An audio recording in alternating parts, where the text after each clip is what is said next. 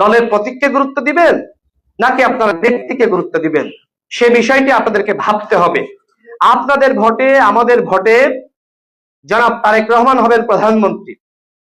যদি 150টি আসন পাই, আর একটি আসনের কারণে সে ধরনের ঘটনা না ঘটে, সুতরাং স্বতন্ত্রের নামে যারা এই কথাগুলো বলছেন, আমি তাদেরকে ভাবার অনুরোধ করছি যে একটি আসনের কারণে যদি একটি সংকট সামনে বিএনপির জন্য আসে, সেটি কি আমাদের জন্য ভালো হবে? সুতরাং আমাদের সবাইকে এক হয়ে, একতাবদ্ধ হয়ে ধানের শীষ প্রতীককে বিজয়ী করার জন্য, জনাব তারেক রহমানকে বিজয়ী করার জন্য, বিএনপিকে বিজয়ী করার জন্য আমাদের কাজ করতে হবে। স্বতন্ত্র ভোট করে বিএনপির ক্ষতি ছাড়া এক বিন্দু উপকার করার কোনো সুযোগ নাই।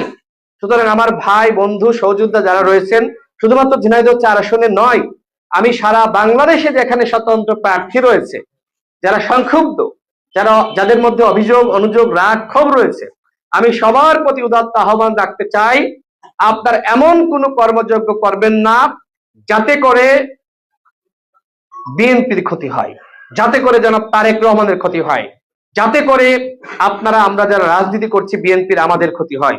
সুতরাং আসুন জাতীয়তাবাদী শক্তির ছায়াতলে আমরা সবাই একতাবদ্ধ থাকি,